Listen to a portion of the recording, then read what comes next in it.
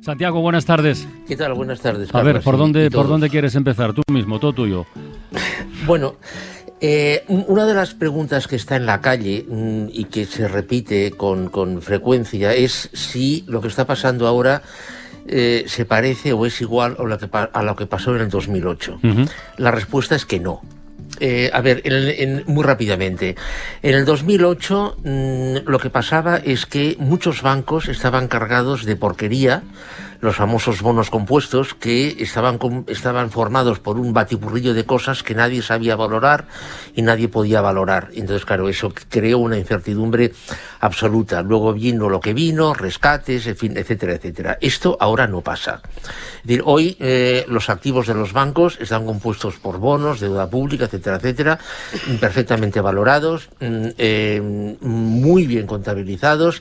Por ese lado, en fin, no hay ningún problema. El problema viene porque los bancos, al menos algunos bancos, pueden quedarse sin dinero, que esto es lo que le pasó al Silicon Valley Bank.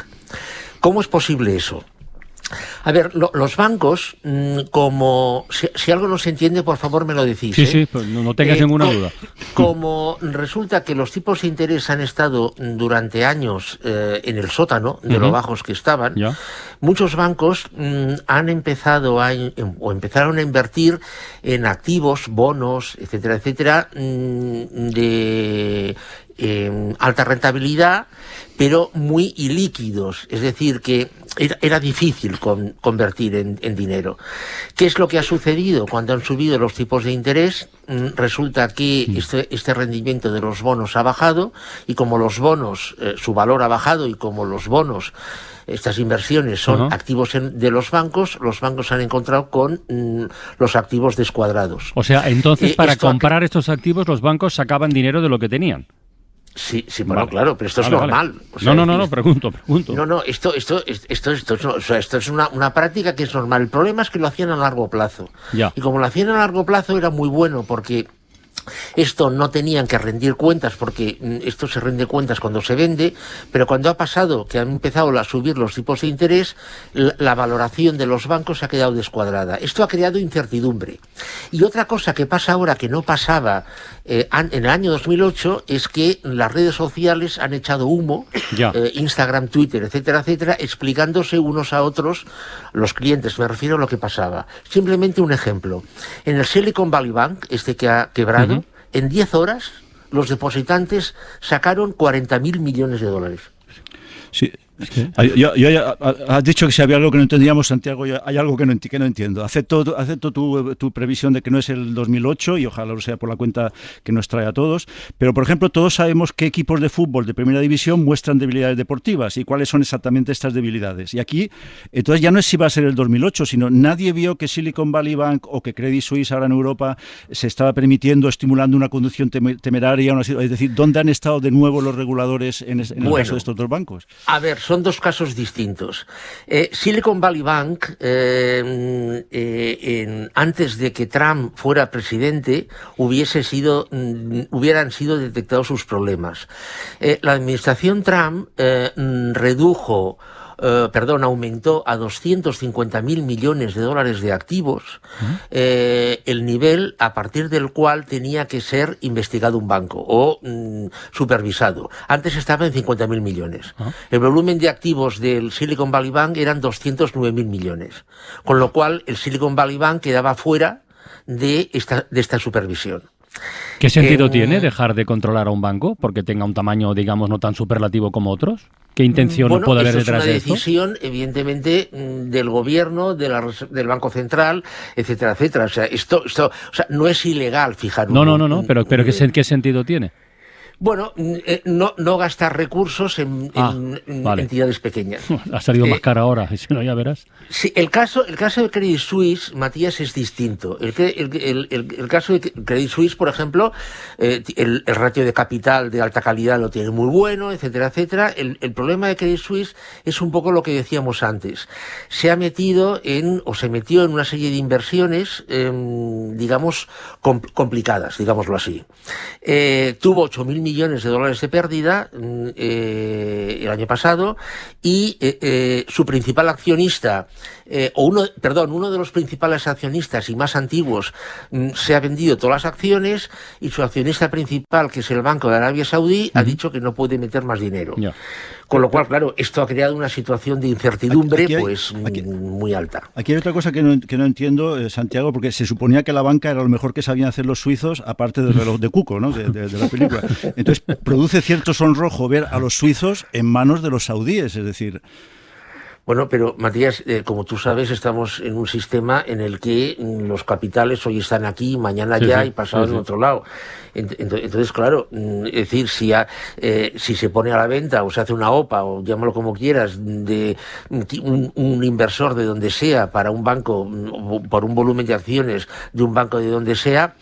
Bueno, a ver, la seguridad, este modelo suizo, el modelo suizo de banco absolutamente pétreo, impenetrable, etcétera, etcétera, esto es más de hace unos cuantos años. O sea, hoy un banco suizo es un banco tan activo, tan móvil, etcétera, etcétera, como un banco sueco o como un banco estadounidense. O sea, no hay prácticamente diferencia. Yo insisto, entonces, lo de las redes sociales parece ser que está teniendo un efecto tremendo en la velocidad con la que se están corriendo las noticias. Una cosa que ha hecho el gobierno estadounidense, al ver lo que se le venía encima, que esto no estaba previsto en ningún manual, ha sido cubrir el 100% de los depósitos de estos dos bancos. Yeah. Sí, pero eso está muy bien. Y ya ha dicho que los accionistas, pues bueno, que se aguanten, que en el capitalismo estas cosas pasan, que si te sale mal la inversión, pues te aguantas y te aguantas, ¿no? El problema que tiene cubrir el 100% es que, o sea, esto está muy bien, evidentemente, para los depositantes, pero el problema que tiene es que si no hay una supervisión previa, los rectores, los administradores de ese banco pueden no ser excesivamente cuidadosos, porque siempre pueden pensar, bueno, no nos van a rescatar. Ya. Que es la gran cosa, el gran que tiene la banca. Es decir, Volkswagen quiebra y sería terrible. Pero bueno, Volkswagen quiebra. El Deutsche Bank quiebra y hay un pánico. Santiago, ¿y se podría aplicar aquí también el refrán de a río revuelto, ganancia de especuladores? Porque tú has hablado de la importancia de lo que está sucediendo en las redes sociales, pero claro, también lo que ha sucedido en la bolsa es de nota, porque ayer cayeron, después subieron inmediatamente, hoy han vuelto a caer. Es decir, aquí hay gente que se está enriqueciendo con este remolino. Mira, ahora que estamos hablando, tengo Bloomberg, la pantalla de Bloomberg delante. Todas las bolsas estadounidenses están en rojo. Todas, y las europeas también. Pero claro, Isaías, has hecho una cosa muy inteligente. Si alguien vende, alguien compra. Claro. No, evidentemente. Y Warren Buffett lo dijo muy claro. Dice, una vez le preguntaron a Warren Buffett hace unos años, dice, ¿cuál es la diferencia entre un gran inversor y un pequeño inversor? Entonces, Warren Buffett dijo, un pequeño inversor se entristece cuando sus acciones bajan. Dice, yo me alegro que bajen mis acciones, porque entonces puedo comprar más. Claro, esa es la cuestión. Sí. Pero decías lo de los bancos que son demasiado grandes para caer, pero por ejemplo sabemos ya del Silicon Valley que los ejecutivos del banco vendieron acciones un día antes de que se produjera. Bueno, esto sí se acaba demostrando, es un ejemplo más de... Es decir, lo que estamos pagando es que no se encarceló a ningún banquero en Estados Unidos, que Obama nada menos, un demócrata, no los encarceló. Porque luego hay otra cosa, esto está ocurriendo en Estados Unidos y Suiza, que no son plazas provincianas, es decir, ¿qué estará pasando en países de tercera división, ¿no?, del planeta? Bueno, a ver, yo creo que actualmente la diferencia entre banco grande y banco pequeño no existe. El Silicon Valley Bank es un banco mediano tirando a pequeño. Para que nos hagamos una idea, es más pequeño que el Banco de Sabadell, pero no muchísimo más pequeño. Y ese banco ha sido rescatado en su totalidad por la parte de los depósitos, etcétera, etcétera. Entonces claro, Matías presenta o planteas una cuestión cuestión que tiene mucho calado. Es decir, si esto pasa en estos países, ¿qué pasa en otros? Claro, en otros donde no hay un banco central que supervisa, en fin, etcétera, etcétera. Por eso, yo cuando el viernes quebró, o el lunes quebró el Silicon Valley Bank, yo publiqué un tuit que decía, esta quiebra, digo, ¿es un problema de un banco o es un síntoma?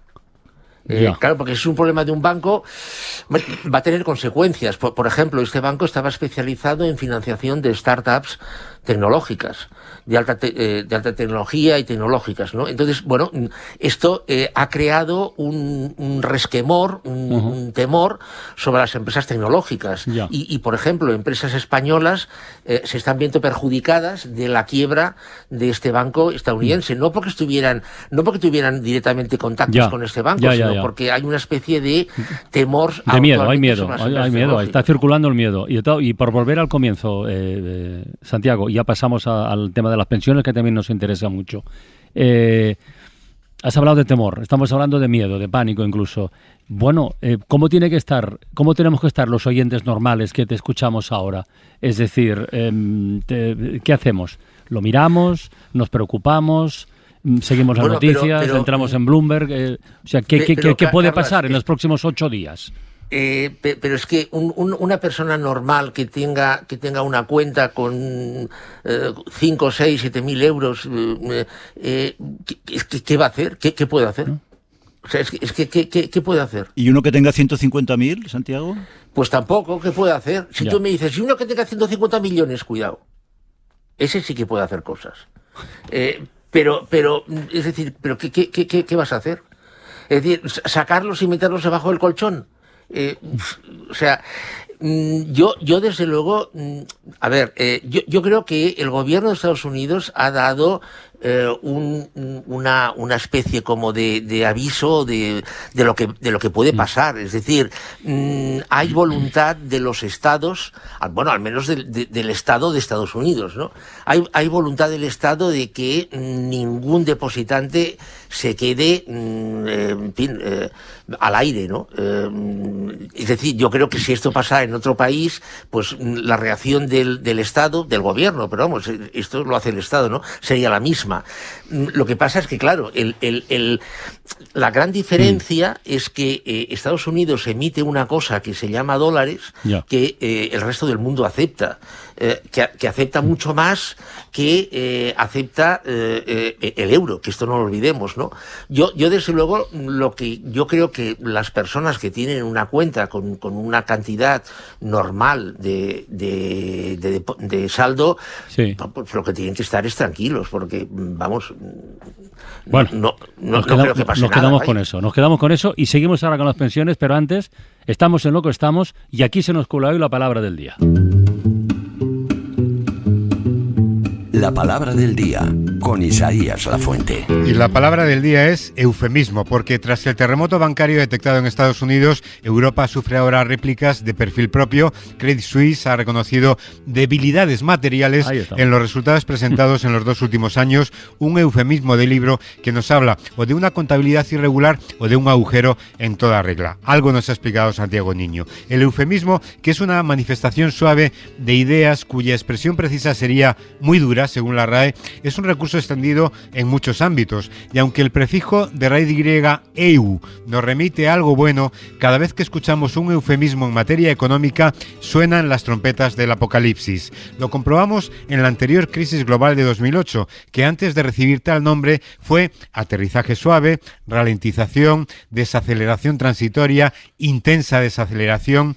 Al eufemístico gobierno de Zapatero le sucedió después el de Rajoy, también muy creativo, que llamó crecimiento negativo a lo que ya era recesión en toda regla, reformas estructurales a los recortes, recargo temporal de solidaridad a la subida de impuestos o medidas excepcionales para incentivar la tributación de rentas no declaradas a la amnistía fiscal de Montoro. El rescate bancario, que se vio que fue un rescate, nunca fue nombrado de tal manera. Bien, cada eufemismo económico demuestra una confianza irracional por parte de quien lo fabrica en que una palabra puede hacer desaparecer el problema o camuflárselo a quien lo va a sufrir. Vamos, dicho sin eufemismos, el reconocimiento de que o eres imbécil o de que crees vivir rodeado de gilipollas. Toquemos madera para que no caigan los bancos, como dice esta canción, y hablemos brevemente de las pensiones, porque estaba ya previsto y se ha confirmado un acuerdo entre sindicatos y gobierno. Antes hablabas tú de a largo plazo las inversiones y tal. Bueno, aquí este es un acuerdo que contempla